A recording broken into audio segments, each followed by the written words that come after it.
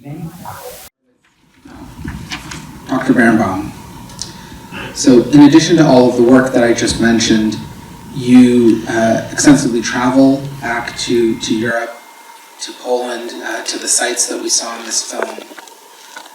Just on first blush, after all of your decades of work, what struck you the most about this particular film? I'm going to give you, I'm going to answer it surreptitiously by saying the following.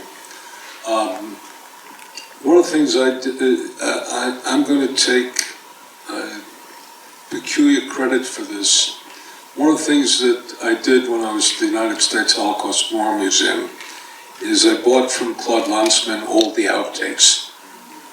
And we had an agreement with him that it would become public information upon his death and usable by anyone and everyone who wanted to work on the Holocaust.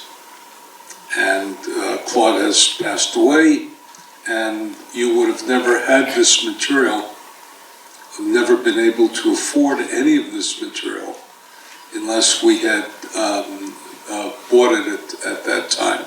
So I am pleased, and Claude himself made probably about 5 or 6 films from the outtakes.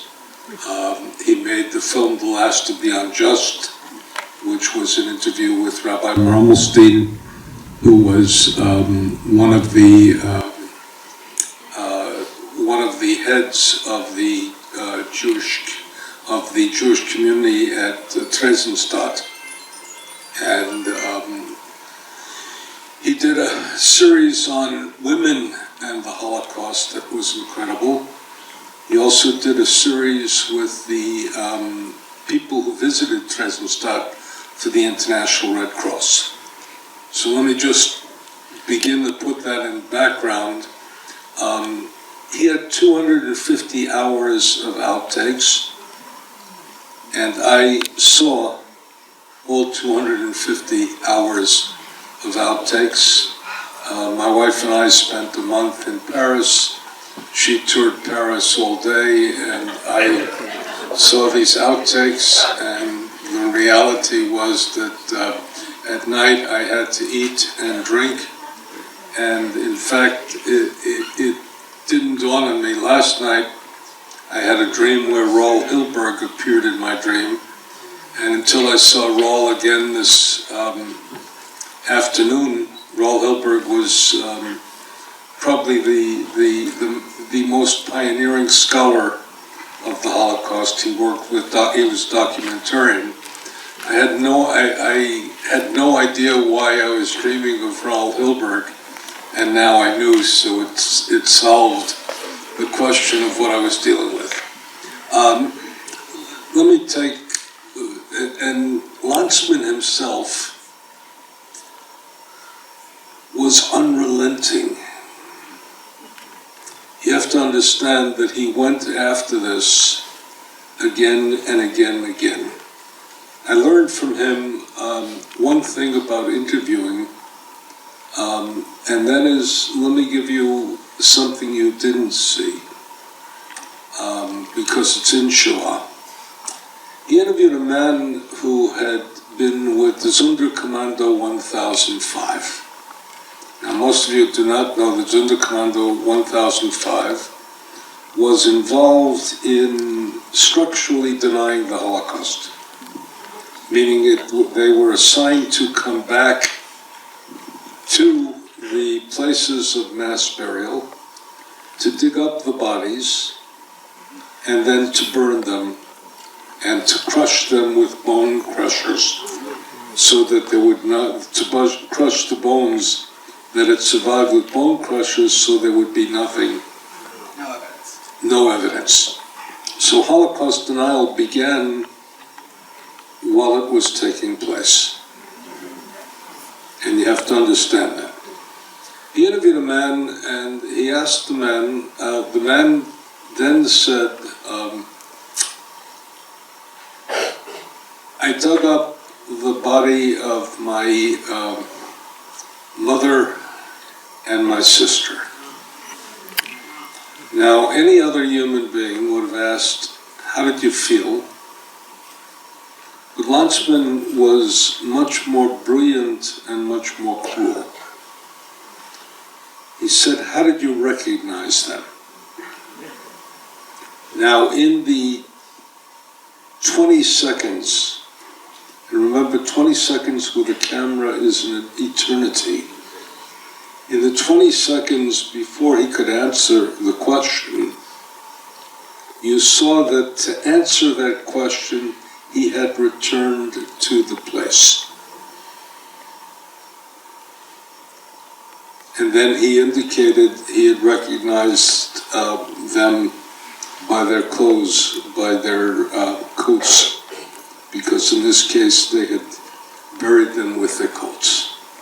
With Bumba, and Bumba was the man who cut the hair of the women on the edge of going into the gas chambers in Treblinka. That's as close to death as you can get. You're there in the last moment before they came in. Now, why did they cut the hair? Because why should you let these people die without using what is valuable from them, which is hair was a great detonator, and hair is a wonderful liner, as those of us who are going bald understand. And consequently, the Nazis collected the hair because they were interested in recycling what was of value. He made Bumba like he made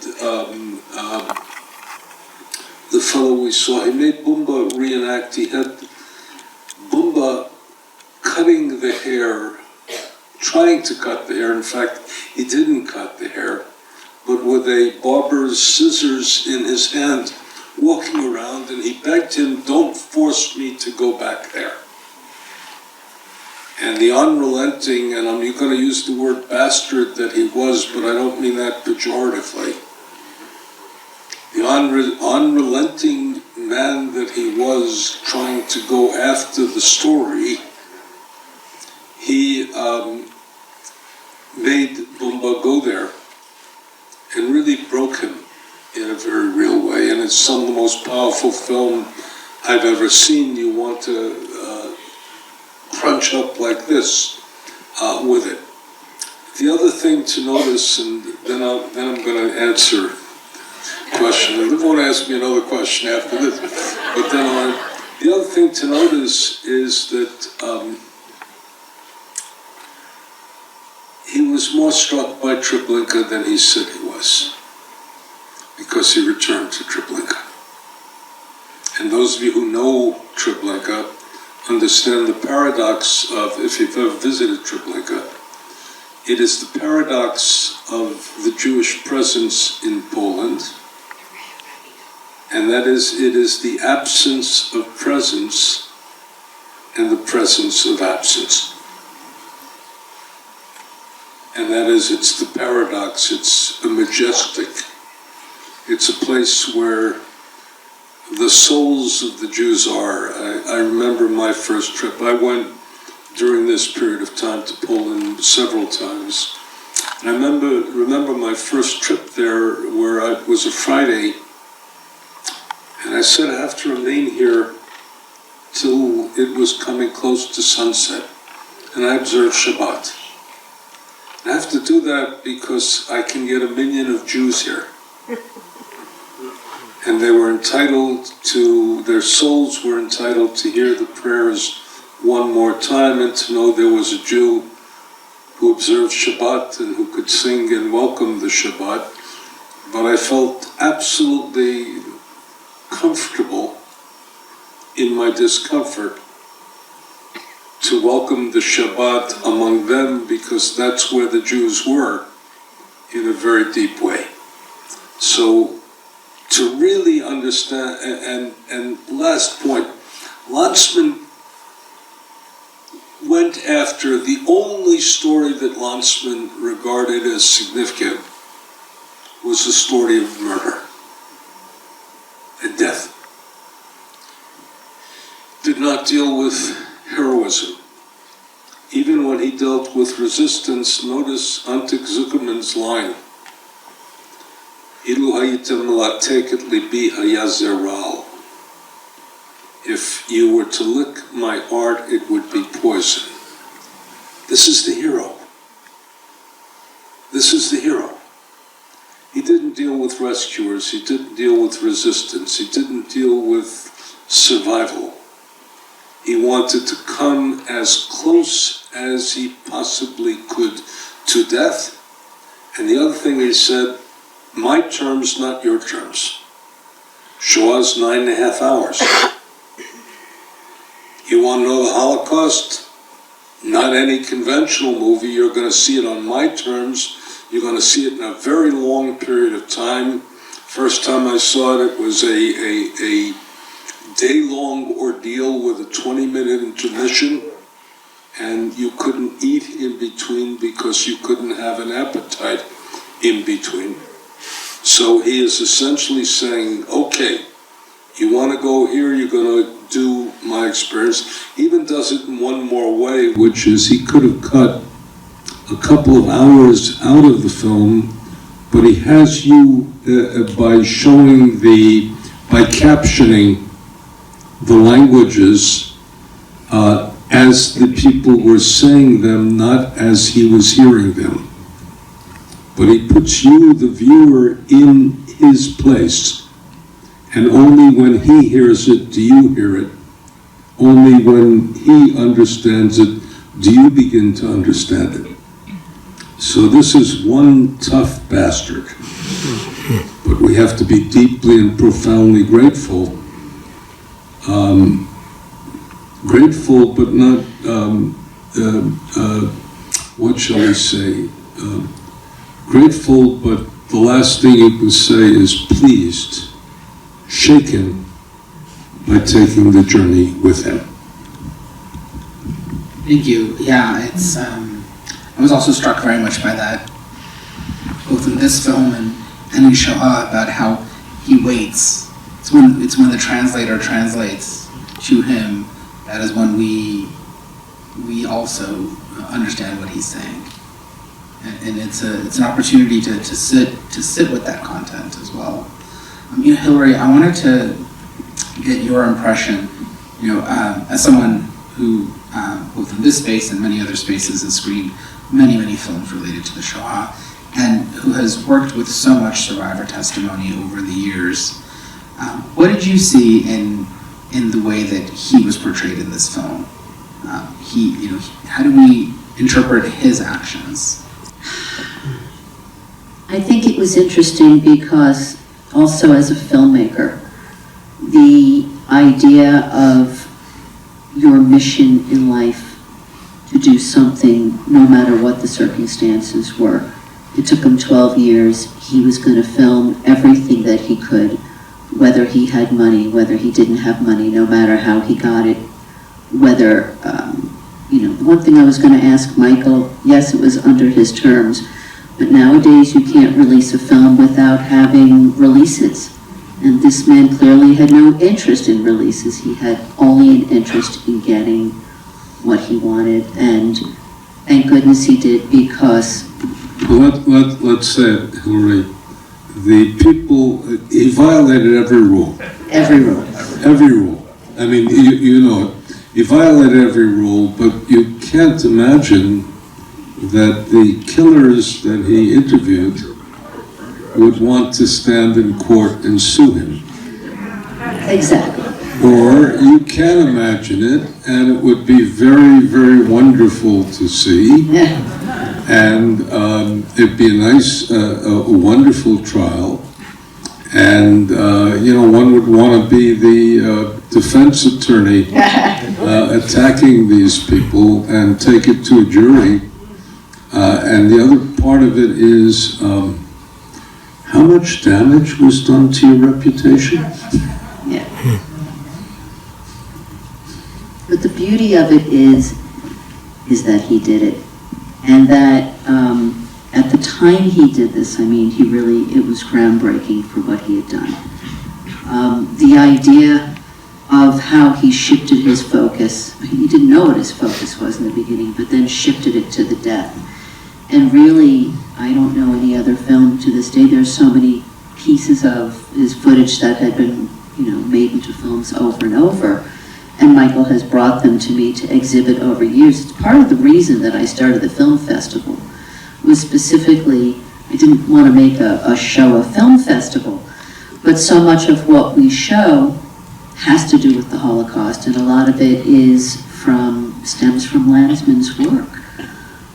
I can tell you as a filmmaker myself, when you have an idea for something, you can't let go.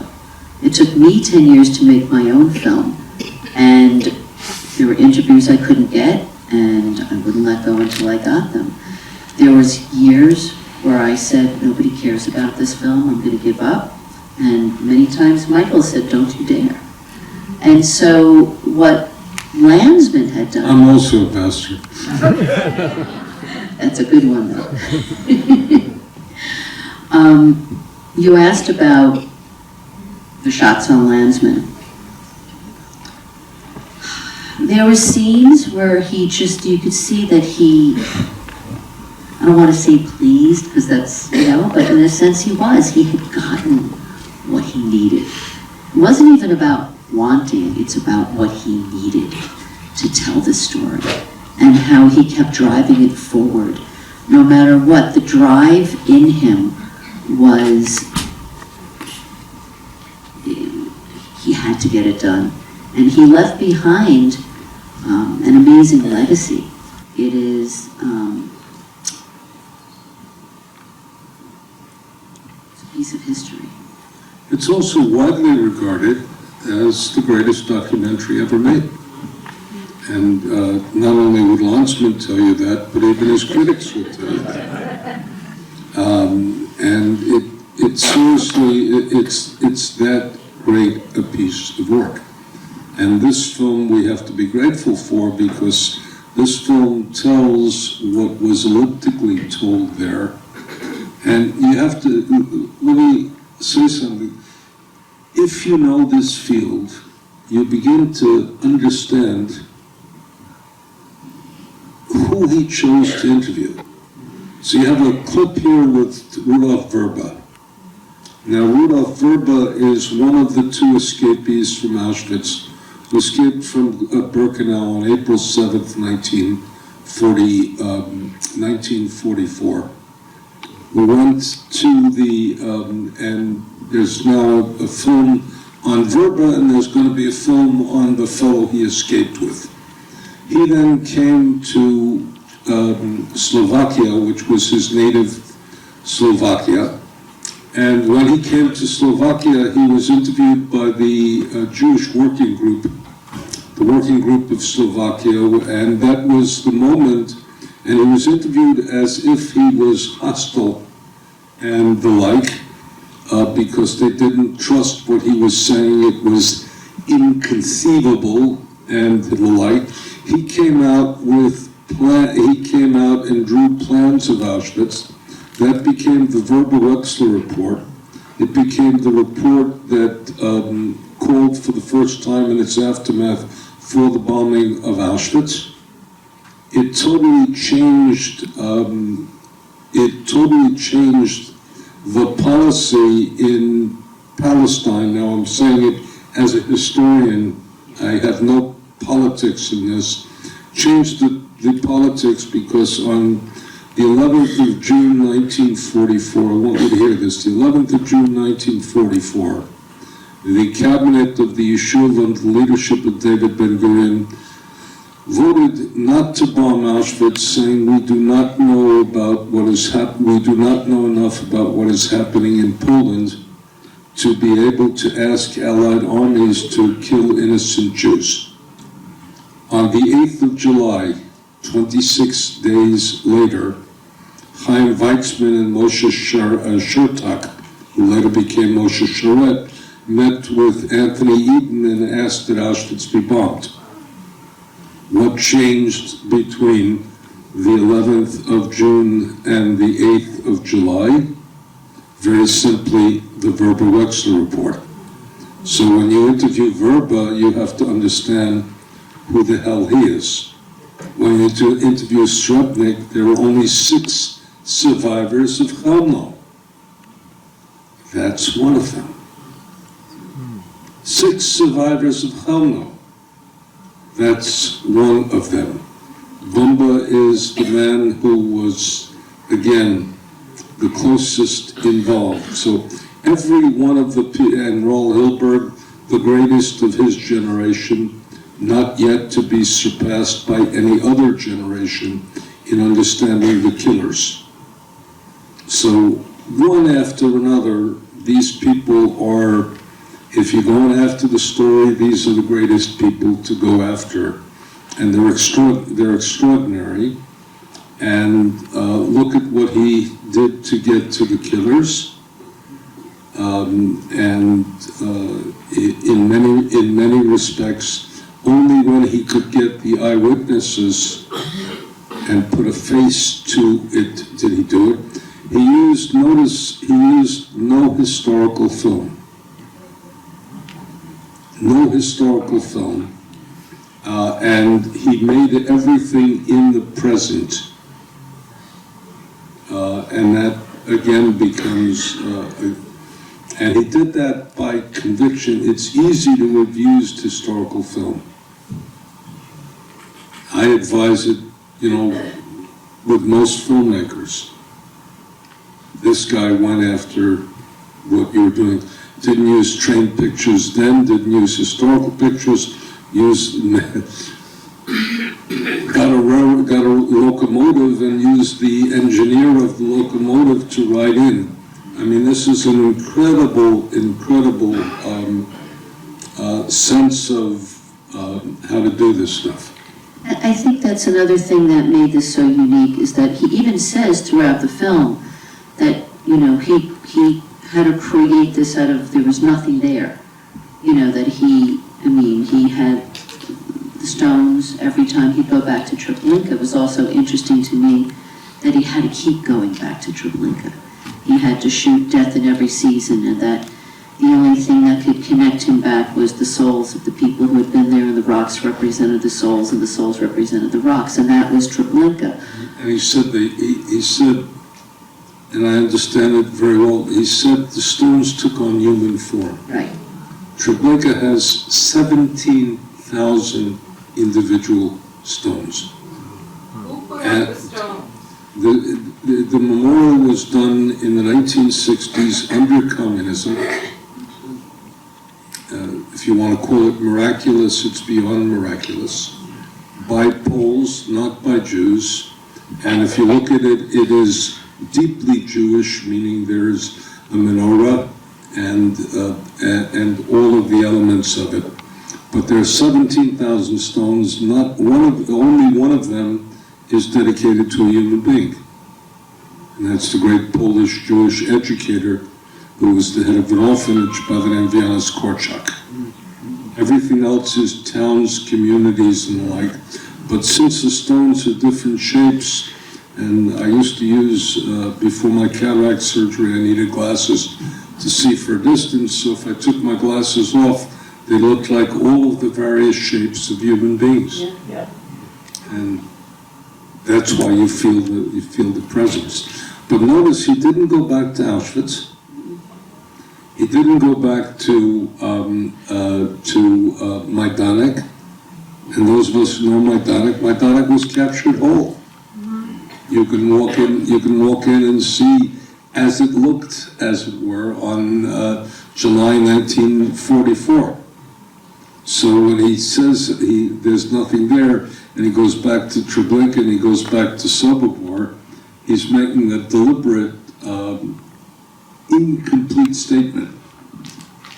Yeah, but I think that was the perspective. I'm not blaming him. No. I mean, I think that he took a perspective. Also, other things that he recreated for the audience, like talking about the engineer. And he's, talking about that he rented just the front car, that he's hallucinating that there's 20 cars behind him. And it paints a picture for you. In fact, I mean, for me, and I've seen so many Holocaust Holocaust films. But this one really, it just kind of turns your stomach. Even I watched it before I watched it with the audience today, and I had to turn it off because the emotion of it, it resonated because it leaves you to create everything in between. And another thing that he did at the time that he made this film was that he spoke to the people. Now it's harder because there's less survivors, so films are filled up with more footage and other things that... He also asked them, in certain respects, he asked them to tell the story they hadn't told. Now, you didn't see it. One of the people he interviewed in Shoah was my colleague and my friend at Georgetown, Jan Karski. Now, Jan Karski had told many times of his meeting with Franklin Delano Roosevelt and of his efforts to publicize the Holocaust as it was taking place. He published Anatomy of the Secret State. He wrote in every one of the major newspapers and journals that were present in the United States. He met face to face with President Roosevelt and informed him of what was happening to the Jews. He made him tell all of he didn't use any of that material. He made him tell what he saw when he went into the Warsaw Ghetto twice, and he went into the Warsaw Ghetto twice after the Great Deportation from the Great Deportation, and those of you who deal with the Jewish calendar have to hear this. The deportation began on Yom Kippur, on Tisha B'Av, 1942, which was then July 23rd, 1942. Treblinka opened on July 22nd, 1942, continued until Yom Kippur, 1942, which was September 21st. During that time, 265,000 Jews minimally were deported. 99.999999 of them were dead within a day of their arrival at Treblinka. Didn't have him tell that, it didn't have him tell, it had him tell the story of what it was like to walk into the ghetto in the weeks after the Great Deportation. He had never said that before. He couldn't say it. He walked out of the interview several times. And I knew Jan Karski. I knew Jan Karski well enough that I spoke at his funeral. He was a colleague and the like. If you ask him his experience with, if you asked him his experience with Lanzmann, he would explode.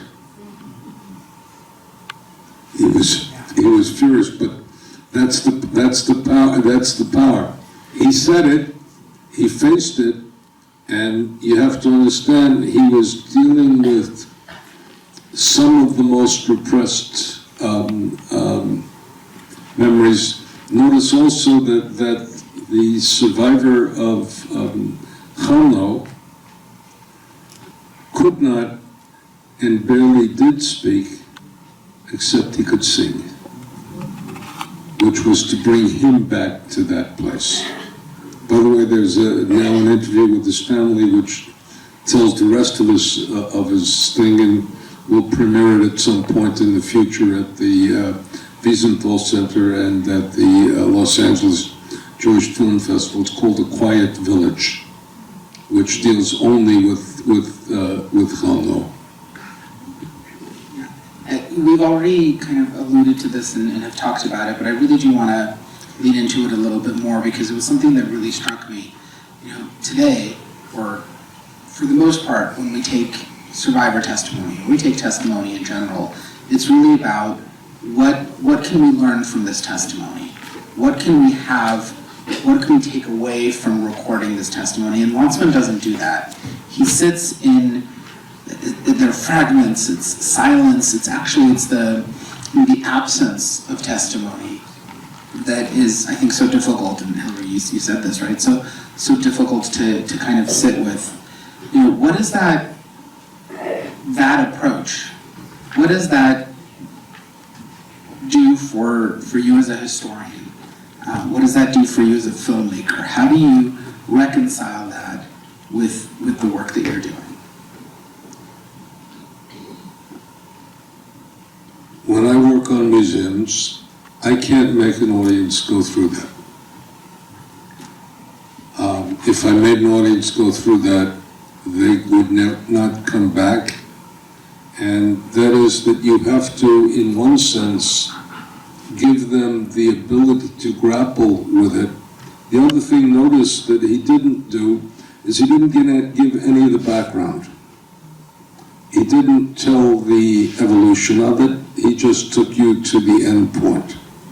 And we have to, if we're telling the story of the Holocaust, you tell it here in the same way that we tell it in other museums. And especially now, you have to deal with the world from 1919 to 1933. You have to deal with 1933 to 1938. You have to deal with 1938, 39.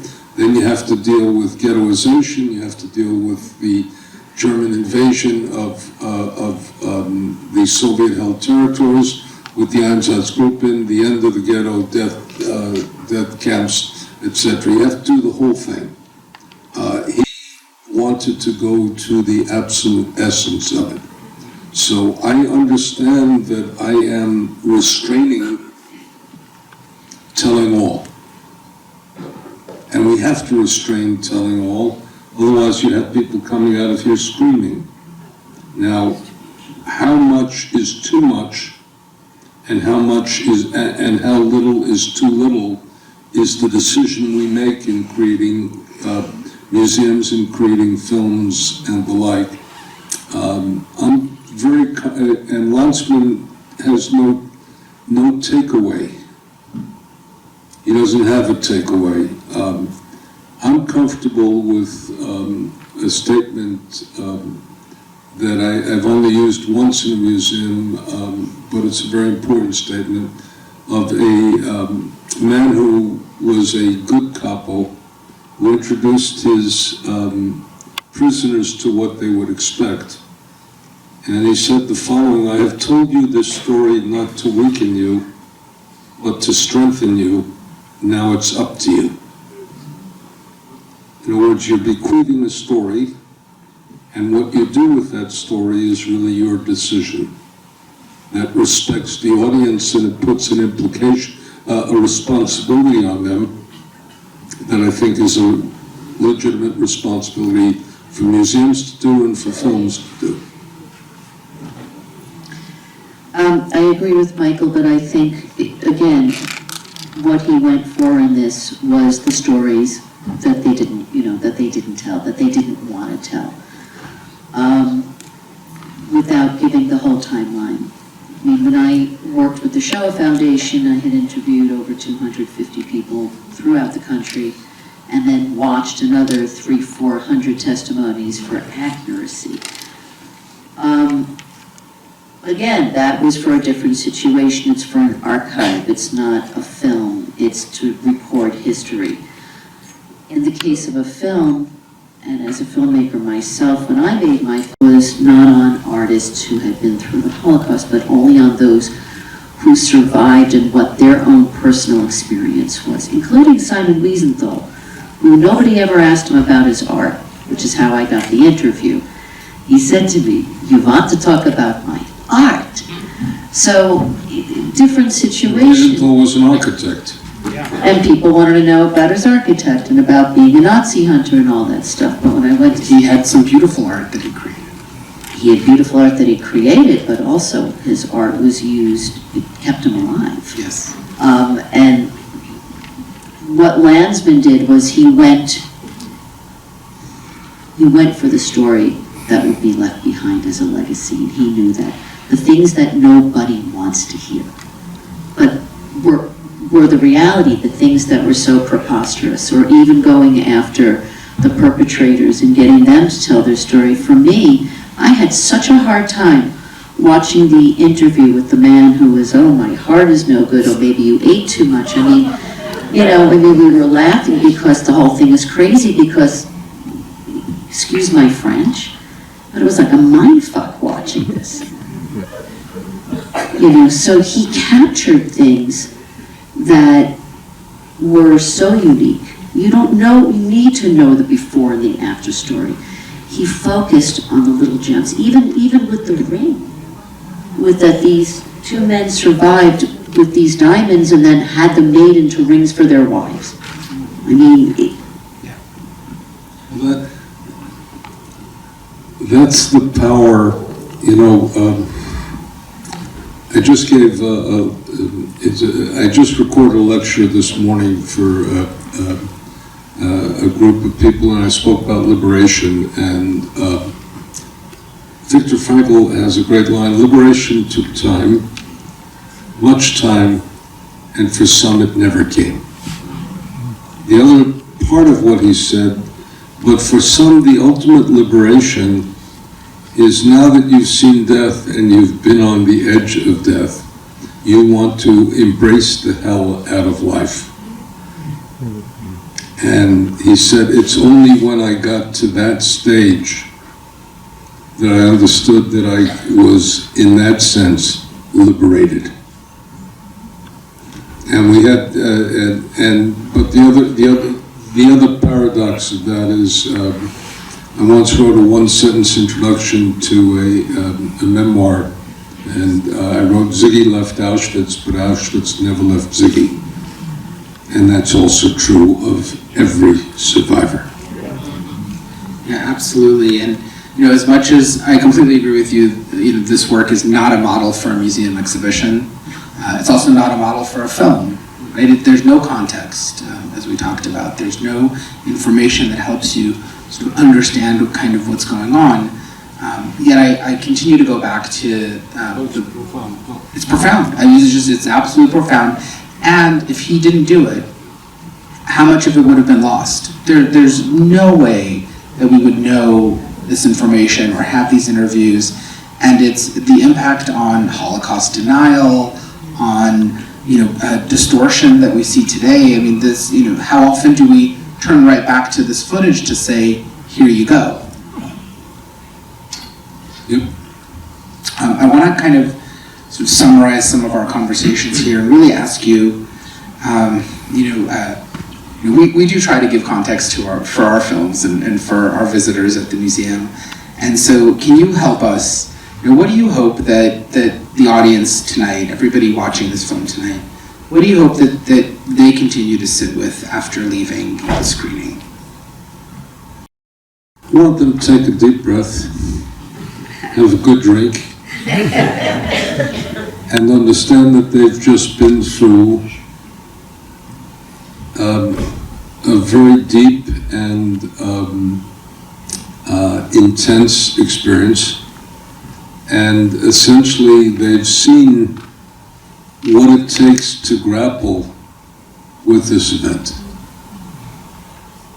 but only in the context of really having a good drink, having a good conversation, taking a deep breath, and as it were, telling death to go to hell and evil to go to hell. And I don't think there's a different takeaway than that. But we have to have awesome respect for what this bastard accomplished.